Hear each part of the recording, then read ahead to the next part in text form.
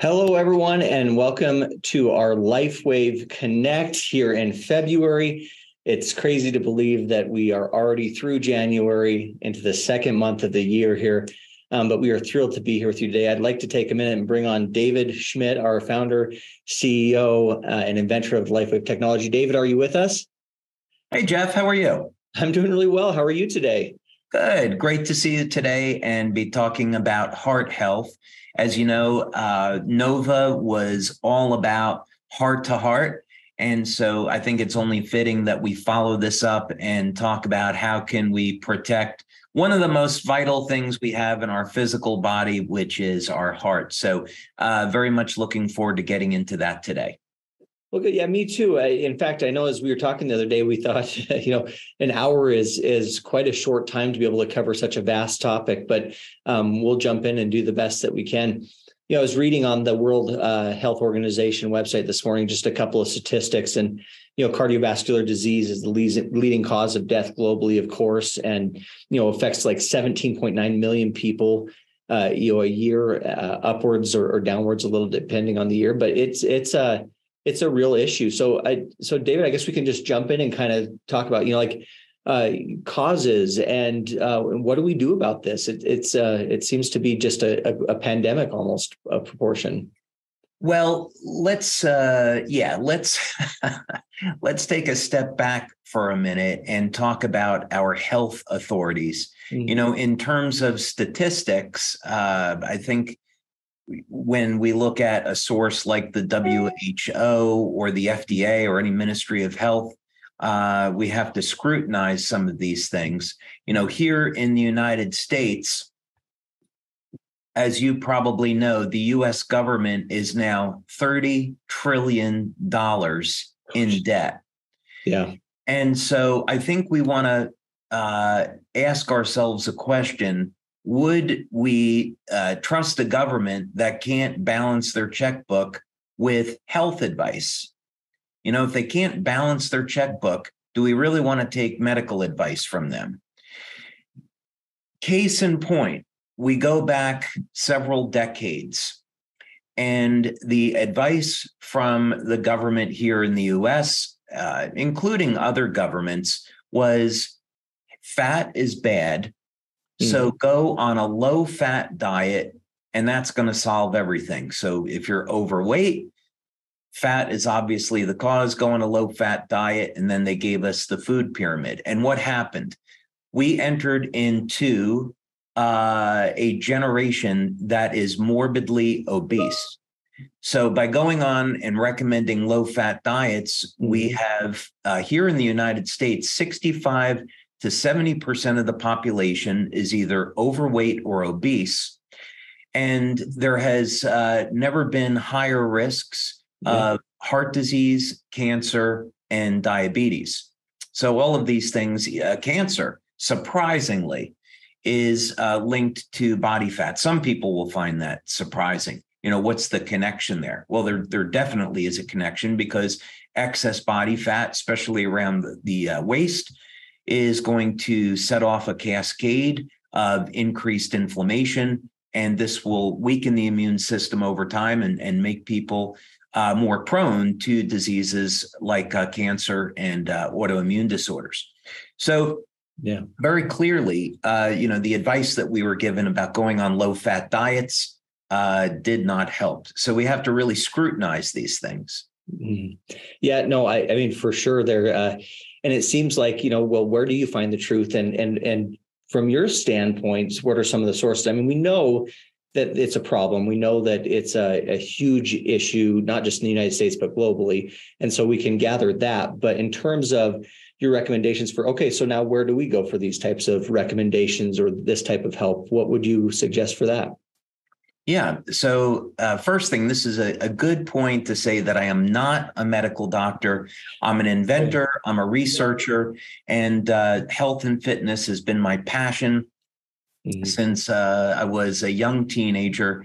And so I have spent 50 years, almost 50 years, doing research in health and nutrition, speaking with doctors and scientists all over the world. And I truly enjoy sharing all of this information with our LifeWave community. So, my recommendation is that anyone that would be on here today, take some of these recommendations, go to your healthcare practitioner and structure a program that's right for you. So people are going to be in different circumstances in life with their age, their level of exercise, pre-existing conditions. Are they on medications? All of these things have to be factored in. So what would be good for one person might not necessarily be good for another. These are all things that need to be taken into consideration. But what we will do today is talk about what are some of the causes that are surrounding cardiovascular disease. And then most importantly, what are some of the natural options that people have to address the problem? So instead of taking a blood pressure medication that is not going to solve the problem, instead, what we want to look at, how do we actually treat the root cause? So let's see if we can understand what the root cause is based on information that's already available and what those answers might be. Oh, it sounds amazing. Yeah, I think that's a perfect place to start. So yeah, what are the root causes, and what are some of the things that you think are causing this issue globally? Well, it doesn't matter what I think. What matters is, what do the facts tell us? What do clinical studies say? And what does the evidence point to? So let's go ahead and take a look at that, right? So we're going to make this all fact-based. So first, let's go ahead and define the problem. And this is going to be apparently obvious to most people, but it's still worth covering so we have a place to start. And as Jeff mentioned, if we dug into each area of heart disease, if we were talking about the buildup of plaque, inflammation, other factors, this could be a webinar that would last several hours. So this is really going to be an overview, and we're going to go through some of this information quickly because we have a tremendous amount of information to present. But at least it will give you a good understanding of the problem and a number of different methods to address the problem. The other thing is when we're looking at heart disease and having a healthy heart. So this is not just about treatment. This is also about prevention. There are many ways of going about prevention, and we're going to dig into that in quite a bit of detail too. So, of course, conventional wisdom is you have a healthy diet. What does that mean? You have exercise, you get proper rest. These are all different tools that you have for maintaining the health of your heart, but there are many other tools. So let's dig into this. So the first thing is, let's talk about how a person might be at risk for having a heart attack or stroke, and what might we do to prevent this. And I'll tell you right now that if you know that you have heart disease and that you're at risk for a heart attack or stroke, the good news is that first, you'll have enough information after this presentation to go speak with your doctor about a number of different options. That's one. Number two, if you have significant buildup of arterial plaque, and maybe you're at a point where you need surgery, you need bypass surgery. There are non-invasive methods that we'll discuss today for removing the arterial plaque without surgery. This is now proven in clinical studies. So this is potentially important life-saving information. All right, so what happens here? Well, first, in an individual that is young and healthy. We have oxygen carrying blood going through the arteries without any type of restriction.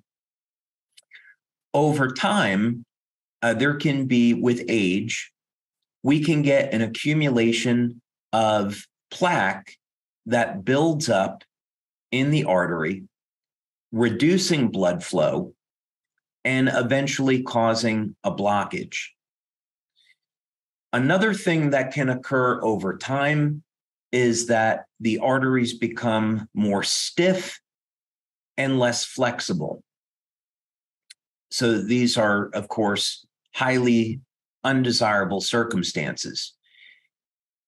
Anytime that we have structure in the body that is not meant to be there or not part of a healthy body, such as arterial plaque, we're going to have inflammation. As an example, two inflammatory markers would be fibrinogen and homocysteine. Some of this can be genetic. So, for example, in China, there are regions in China where, from a genetic perspective, people are more prone to having elevated levels of homocysteine. And as a result, they're more predisposed to having heart disease, even if their diet and their exercise are in line. And of course, there's things that we can do to get inflammation under control. But these are some of the things that we look for. So, for example, if you went to your doctor and you were to have an inflammatory panel done, you could look at fibrinogen, you could look at homocysteine. And if these inflammatory markers were elevated, then that would be a warning sign that you could have an increased risk of heart disease. Another thing would be to use ultrasound. So, for example, you could go get an ultrasound and you could actually see whether or not the arterial walls had an accumulation of plaque.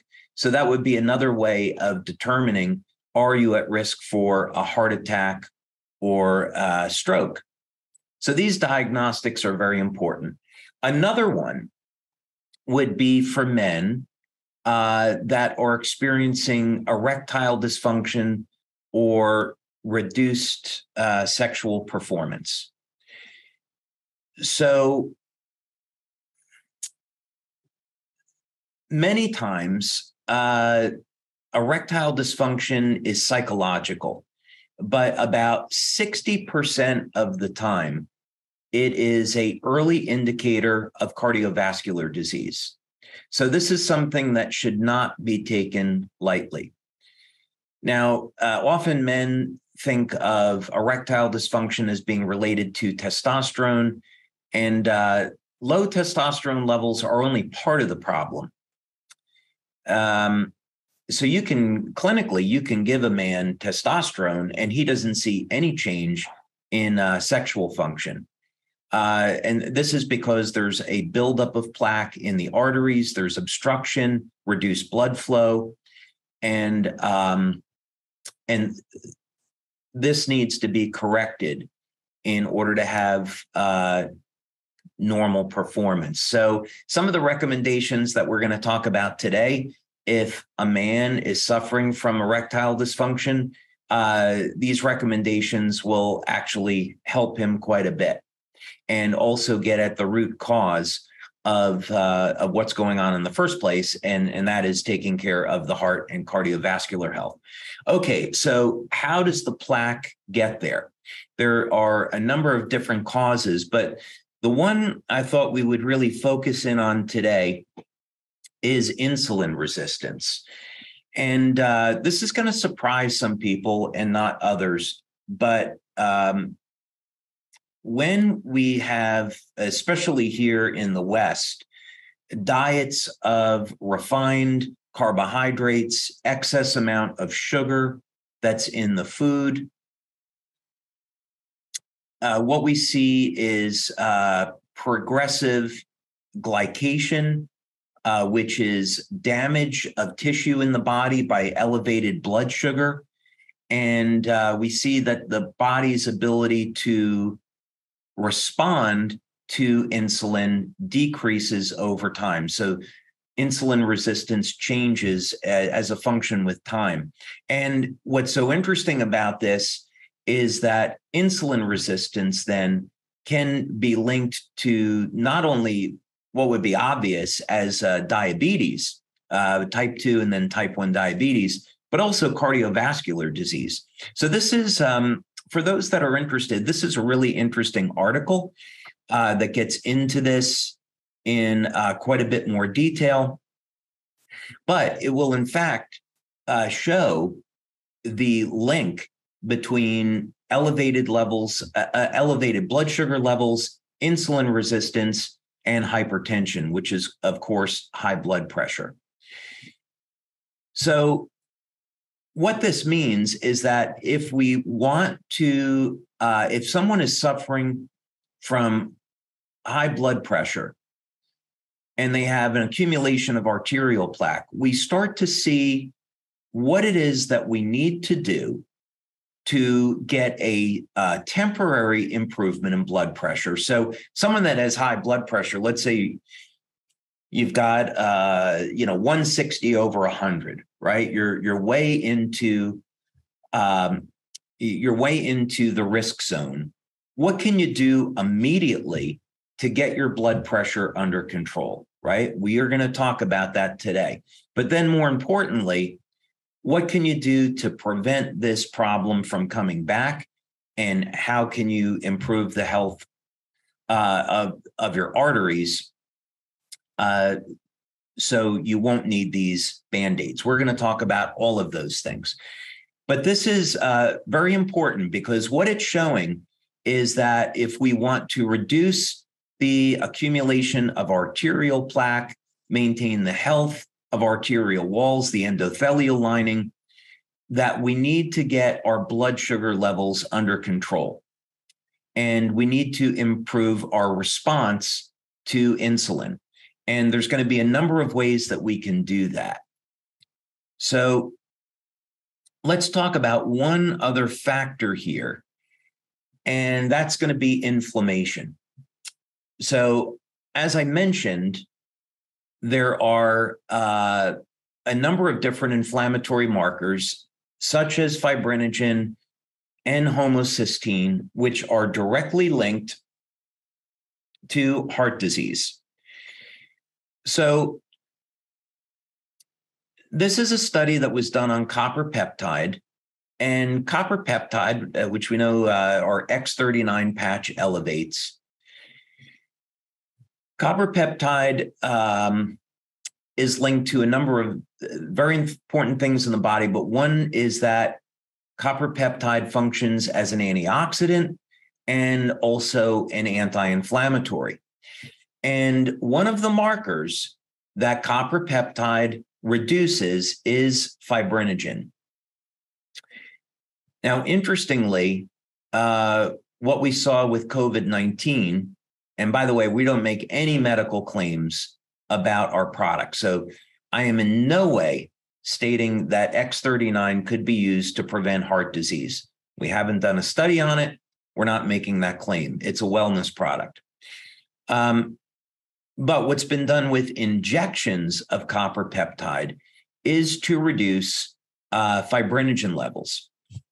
And so it says right over here, copper peptide suppresses the production of interleukin-6, and interleukin-6 is what stimulates the production or regulation of fibrinogen. So it's pretty obvious if you can restore or elevate your copper peptide levels, you can reduce an inflammatory marker, which is associated with heart disease. So that would be super important.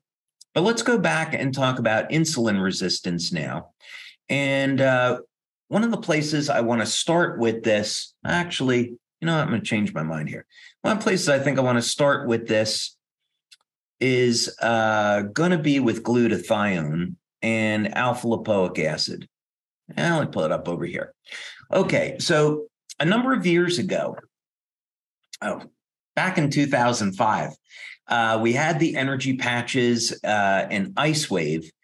And I was fortunate enough to meet a scientist in San Francisco, California, who is doing work on the use of antioxidants in the treatment of diabetes, both type 1 and type 2. And what he was doing was using alpha lipoic acid, and it was called a controlled release alpha lipoic acid. And he was giving people 300 milligrams of alpha lipoic acid 4 times per day. And what he found, which is very consistent with the research, is that alpha lipoic acid moves sugar through the body, bypassing the need for insulin. So the insulin is never released. So there's 2 critical antioxidants here in improving insulin resistance and getting blood sugar under control, and they are alpha lipoic acid and glutathione. So meaning, if you have type 1 or type 2 diabetes, you're going to have low levels of alpha lipoic acid and glutathione. And conversely, if you elevate alpha lipoic acid and glutathione, it is and can be therapeutic. So in his study, he found that type 1 diabetics got a 60 to 65% reduction in their need for insulin.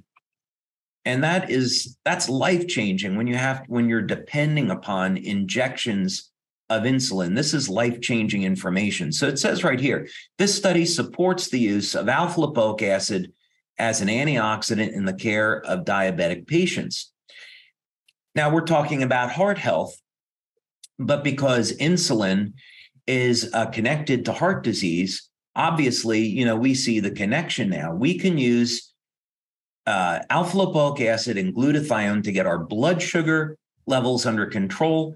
And this is going to reduce the levels of oxidative stress in the body and therefore protect our arterial health. So let's go back over here to a moment, and we're going to talk about another antioxidant called carnosine. Mm-hmm. And carnosine is interesting because it is not only an antioxidant,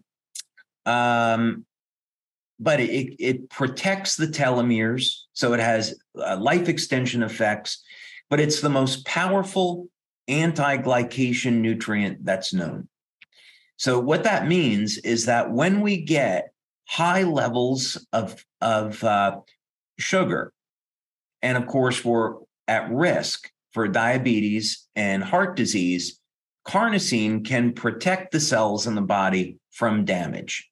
It's the most powerful one that's been found. So this was a nice article from Life Extension that showed some of the many, many benefits of carnosine. Now, of course, this is done with oral carnosine supplementation. Carnosine is a dipeptide, and if someone is a vegan, they may have low levels of carnosine.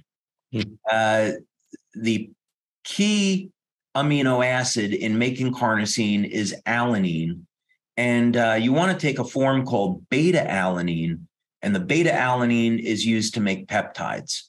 So you could find carnosine and alanine in red meat. So if someone has a diet low in red meat for some reasons, some good reasons, they may want to supplement with beta-alanine just to be sure. But you can see right here, carnosine lowers blood glucose. So it is going to, if you're taking an alanine supplement to elevate carnosine, because we don't make medical claims about our products, that's a way to help to protect you. We talk a lot about the studies that we've done with carnosine with cognition and improving athletic performance, but we know that long-term carnosine can potentially keep people younger longer. And here it is right here. Carnosine is a natural antioxidant and anti-glycation substance. So it'll predominantly protect the brain and the heart. Carnosine helps prevent cardiovascular damage and brain injury through a host of mechanisms, but basically because we find high levels of carnosine in the heart, this is going to protect the heart from oxidation. And then, of course, as a result, we're not going to see that inflammatory stress. Okay. Let's take a look at another study here. And when we're looking at what do we see any evidence in the use of carnosine in the health of the heart, there are a whole host of studies. Quite a few studies, not surprisingly, have been done on mice and rats, but there's certainly plenty of studies that have been done on human beings. So when we look at animal studies, they may or may not be indicative of what type of results we might see in human beings. But fortunately, there are enough studies on carnosine in human beings where we can say definitively, yes, carnosine does in fact play a role of protecting the heart from damage. So this is a very good study if you want to take a look at it, but it gets into how much carnosine is needed to see this effect. And if you're wondering, a good supplement might be 1,000 milligrams of carnosine per day. You have to be careful with taking too much carnosine. Yeah, here we go. You want to be careful about taking too much carnosine because carnosine can cause a rash on the skin. And if you take too much, and it can be a little painful, it can cause almost something very similar to a niacin flush. So I would start small with maybe 500 milligrams of beta-alanine, and then maybe go up to 1,000 milligrams of beta-alanine to support your carnosine levels. But this is really interesting information because it does get into the mechanisms by which carnosine actually does protect the heart. Another mechanism here, I'll just mention it briefly as an aside, is carnosine as a pH buffer. And I'm very interested in looking at the use of carnosine as a treatment and preventative for cancer. Because one of the things we see with cancer cells is that they produce a lot of lactic acid. And when people exercise, if you're exercising hard, you know that you're sore the next day. And this is from lactic acid. And when you elevate your carnosine, it helps to act as a buffer to neutralize that lactic acid. So my suspicion is that there is a role for the use of carnosine in protecting people from cancer, and maybe even as a therapeutic. It wouldn't be something that I would rely on, but it's a piece of the puzzle. I'll look at it that way. Okay.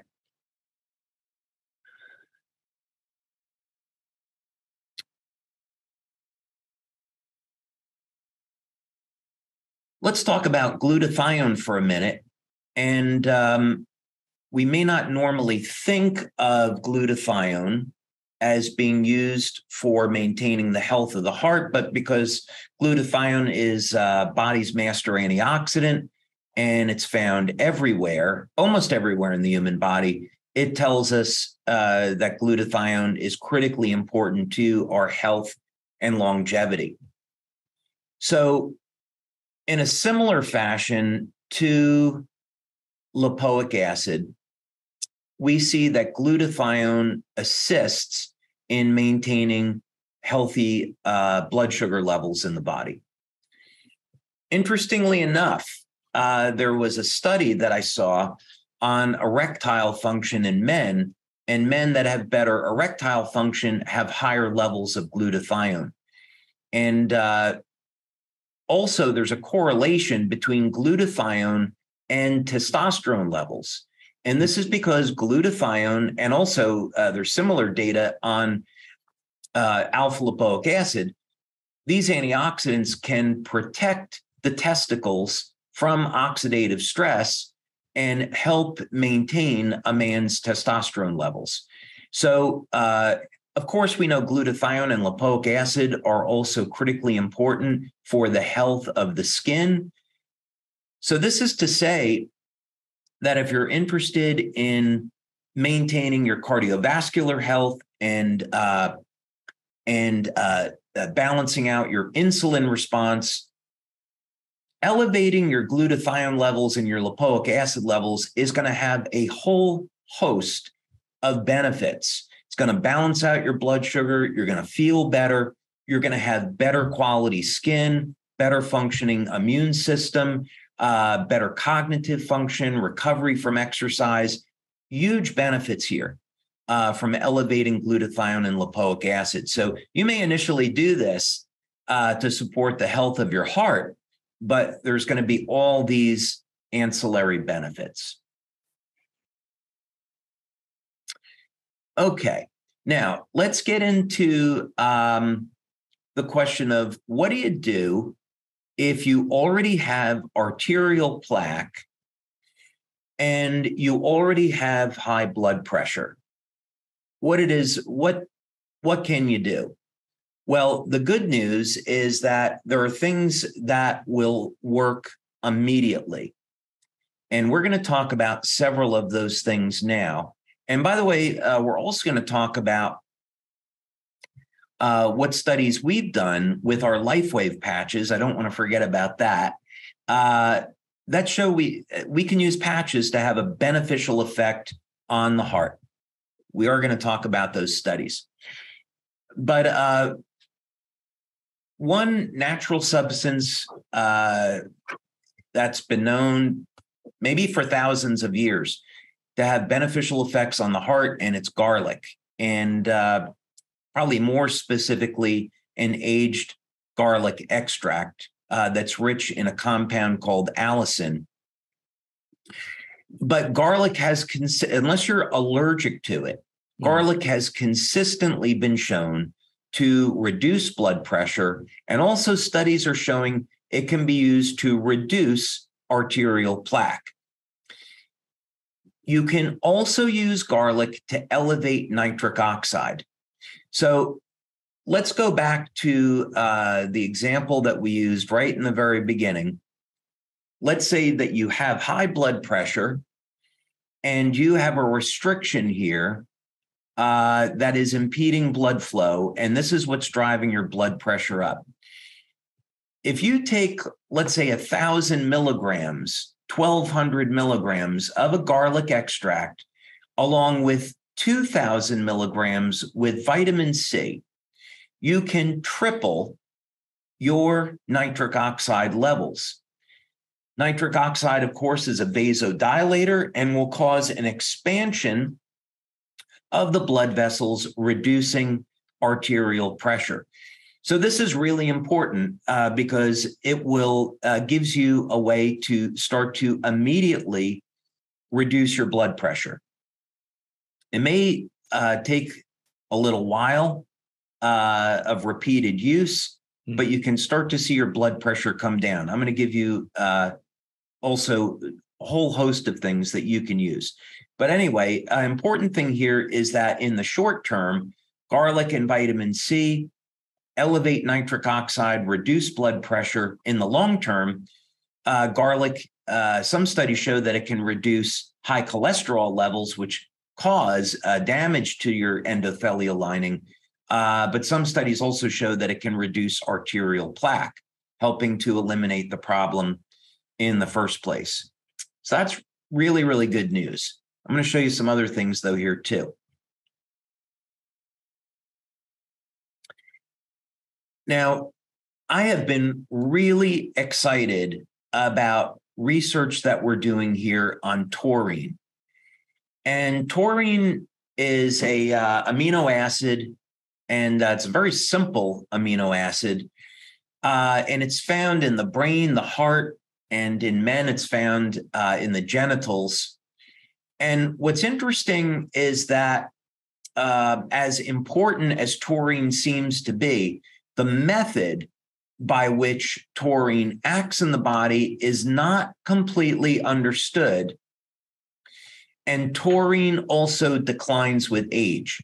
So I would say that there is a link between taurine and aging. We may even see life-extending effects by elevating taurine over time. So it's not, even though it's a simple molecule, I would not dismiss its importance. Now, what does this have to do with heart disease? Well, many studies have shown that taurine is not only safe because it's an amino acid, it is more effective than blood pressure medication.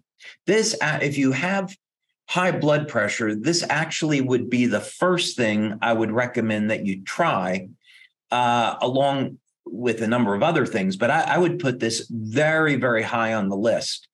The dosing is, again, speak with your doctor, but the dosing is roughly 3 to 5 grams of taurine per day. So, for example, you might take 1,000 milligrams of taurine 3 to 5 times per day. Or maybe you take 1 gram of taurine with breakfast, 1 gram with lunch, and then 2 grams at dinner. You're going to find that the taurine helps your body to relax. So if you're under a lot of stress, taurine can help to relax the nervous system, but it gives dramatic reduction in high blood pressure. It can even get people back into a normal range. So I would definitely speak with your doctor about including taurine in an overall program of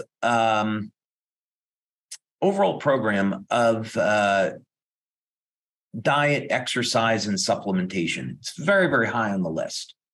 All right, let's go through some other things here. In addition to some of the things that we've already talked about, I would also recommend fasting.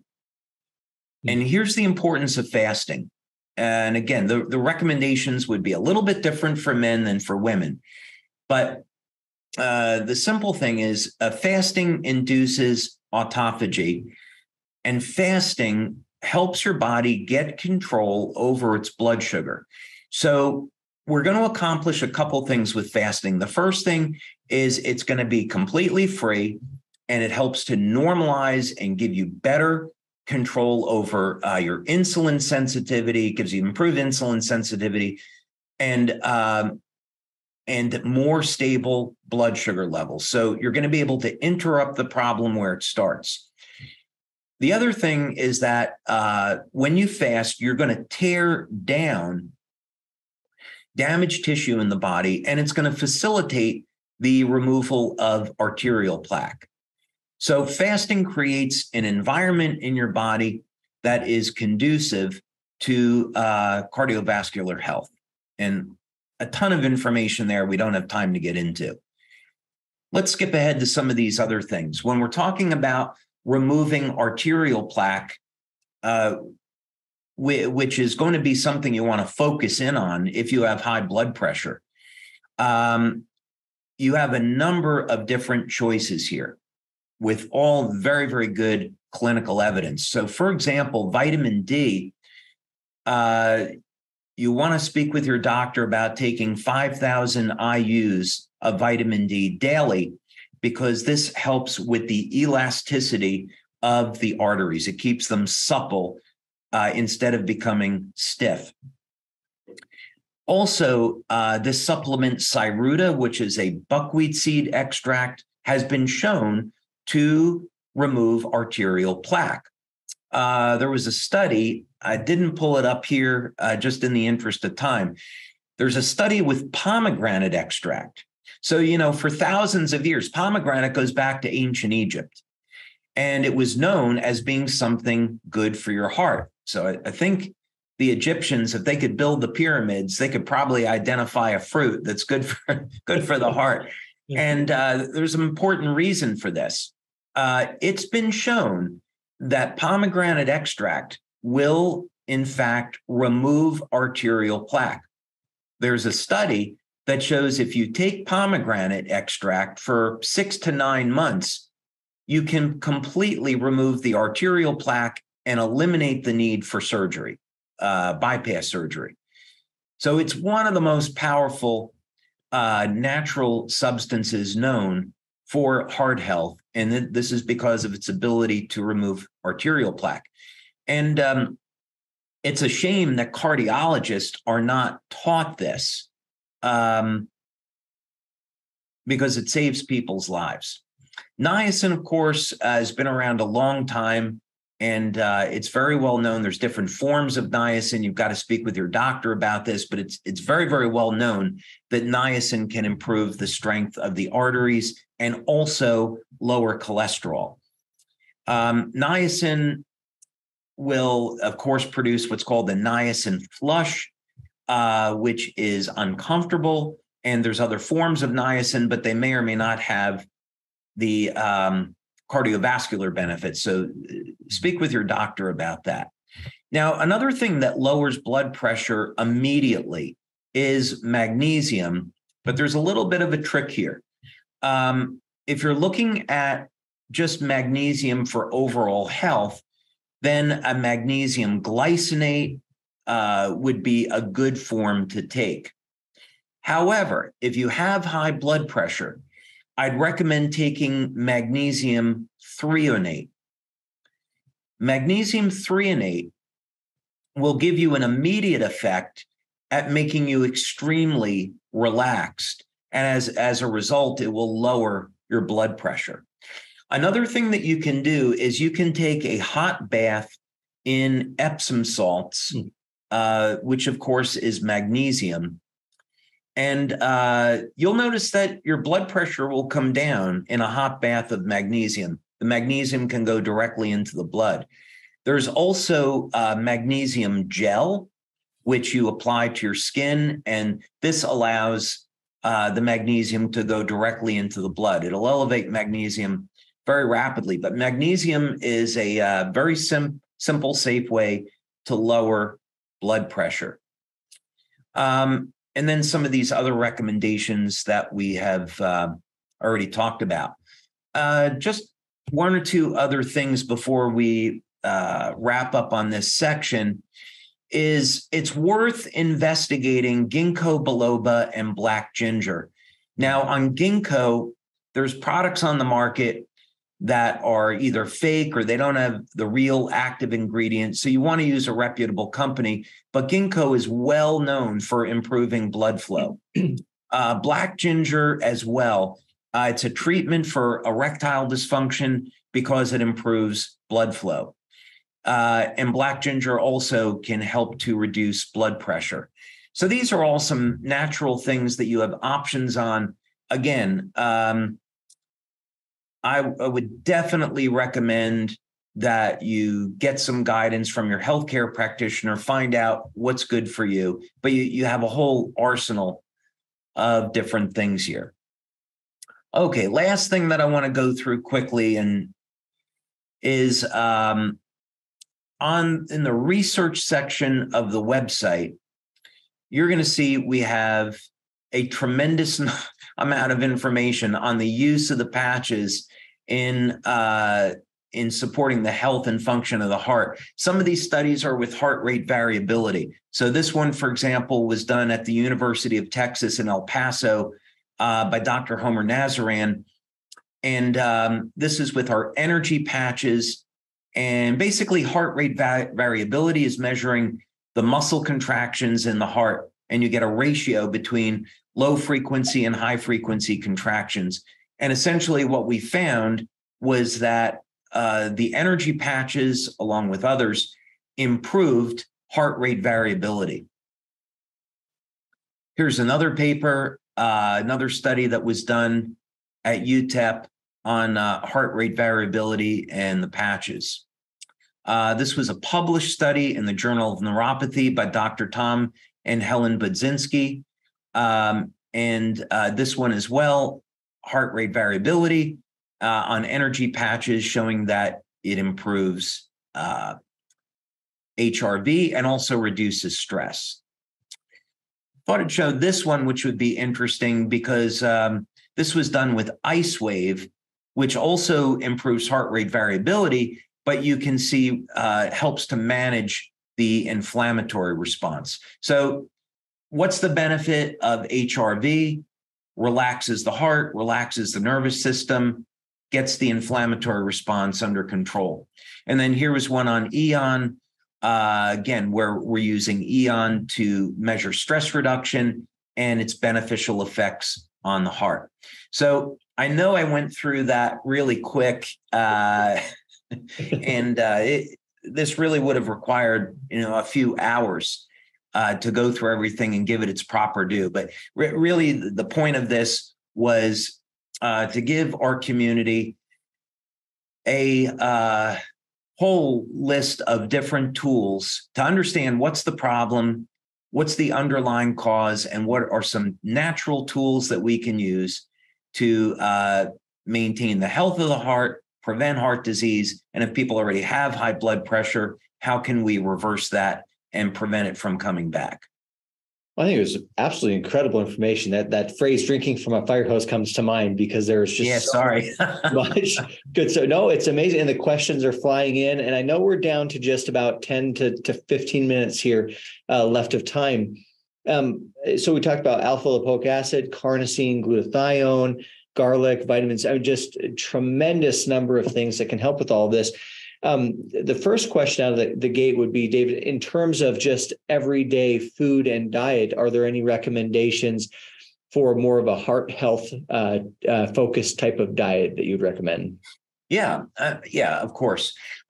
So first thing that I would say is if someone has, let's say, type 2 diabetes or type 1 diabetes, I would be focusing on a diet that would be low in carbohydrates and something that would be more rich in protein and healthy fats.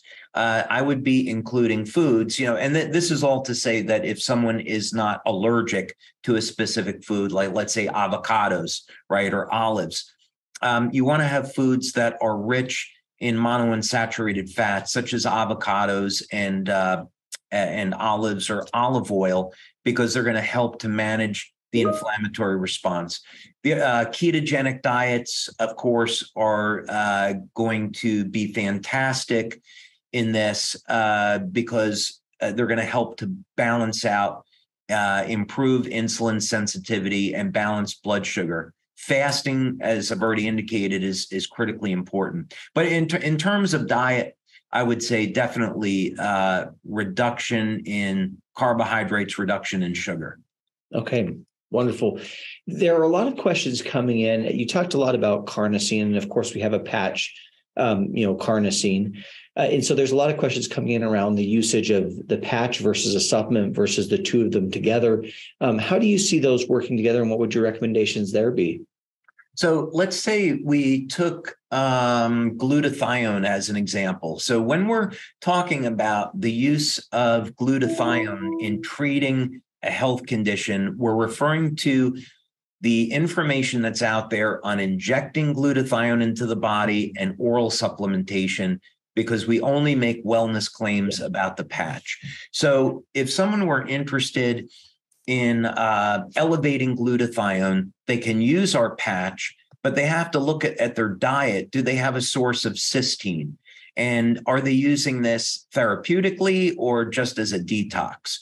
So what I would say is on things like glutathione and carnosine, if they're concerned about heart disease, I would be taking a beta-alanine supplement and an NAC supplement to make sure they're getting those amino acids in their diet, and then they can use the patch to help maintain the levels of carnosine and glutathione. Another way to look at it is that if you take an NAC supplement,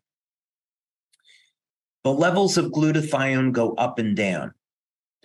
If you use the glutathione patch, the glutathione levels stay elevated. So that's the biggest difference between the supplement and the patch. The patch helps to keep the glutathion levels elevated. Oh, that's fantastic.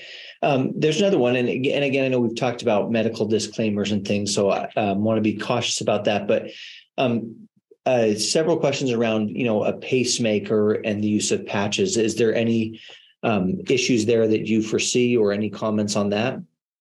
So we had this question come back up in 2004 when we were first launching, and we have many people with pacemakers that use the patches. We've never seen any issues with that. But because it is a serious health condition, we have to recommend that a person see their doctor and ask their doctor if it's okay. But all we're doing with the patches is stimulating the body with light. So there's should not be any interaction with a pacemaker. Okay, perfect. This next question comes around X39. And so this individual is asking, what happens when you discontinue taking X39? Do the anti-aging gains revert to the way they were, or do you just start kind of from that point? Just maybe a little bit more commentary on that piece. Yeah, the way I would look at this, that's a complicated questions, and the answer is lengthy.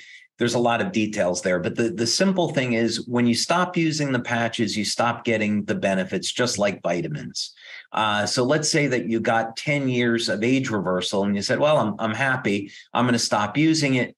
You wouldn't all of a sudden, age very rapidly. You would start aging normally again. But the easiest way to think about it is that it's really no different than vitamin supplements. If you stop taking them, you lose the benefits. Yeah. Okay. There was a few comments too around garlic and the DNA telomeres. So there's some question around, does it actually reduce the length of those, and does the recommendation for garlic conflict with the anti-aging message there? That's an interesting question. I used to worry about that, but I don't worry about it anymore. But I have some privileged data, so I would say it that way, because we are in fact doing research on telomere lengthening. But yes, there is if you keep in mind, the purpose of this and recommending garlic is for people that have high blood pressure and potentially are at risk of a heart attack or stroke. So I wouldn't be worried about living another 20 years. I'd be worried about, are they going to live another 6 months or a year, and what damage are they doing to their health? So the whole purpose of this was to say, use garlic as a tool to get your blood pressure under control, use it to help support the removal of arterial plaque. And then once everything is stable, then you can go off the garlic. You don't have to use it. There are many other benefits to garlic. It's a very, very powerful antibacterial, antifungal. But there is potentially a concern that it could inhibit lengthening the telomeres. But we have data to suggest that you could still use garlic. It's still going to lengthen the telomeres when you do certain things. But again, the whole purpose of this is to help people at risk for heart attack. So I would use garlic as a tool. Perfect. You talked a little bit about fasting and intermediate fasting, and I know that there's always some questions around, intermediate fast or intermittent fasting, and talking about, what counts and what doesn't count in that. For example, if you were to use tea or coffee or drink, those types of things. Any thoughts on that, or any suggestions based on the data you've seen? Oh, lots of thoughts on that. So first thing is, there are any number of different studies on intermittent fasting, and that's a whole other webinar in and of itself. But and there's different ways of fasting. The way a man and a woman fasts are different. But let's just say, for the sake of example, that one method that I use that's very popular is to eat within an 8-hour window. So let's say 11 a.m. to 7 p.m. and then fast for 16 hours. That seems to work very well. So it's a long enough fasting period that you can get your hormone levels up, like growth hormone levels. you kick your body into autophagy, and you help to manage out your blood sugar, right? So some people, though, they might want to go without food 1 day a week. That's another method of practicing intermittent fasting. I think it's pretty rough. Other people, if they really want to optimize their body mass index and spike their growth hormone, then you're eating within a 4-hour window. That's pretty aggressive. So it depends on what your goals are. But if the goals are cardiovascular health, then I would say if you're eating within an 8-hour window and you're not having any calories in that 16 hours, but you're drinking water, you can have tea or coffee, but without any sugar. You can have things like stevia, that's okay. You can have vitamin water because it's no calories. But yeah, you want to limit your calories to like 30 calories in that 16 hours. Perfect. Well, believe it or not, we've hit the end of the time again. So this has been fantastic. David, what I'll say is, at the beginning, you talked about the theme this year for LifeWave being heart to heart. And I know one thing that I appreciate, and one thing that I've seen several comments on here is we're just really grateful that you're willing to open your heart and share these things with us. This really life-changing advice and life-saving advice. So we really appreciate that. Before we end here, is there anything else that you want to share with our community? Oh, that's a loaded question, Jeff, because there's always could keep going for a while here. But one thing that we didn't have a chance to really cover, and that is, of course, every organ in the body is associated with an emotion. And of course, the heart is always associated with love.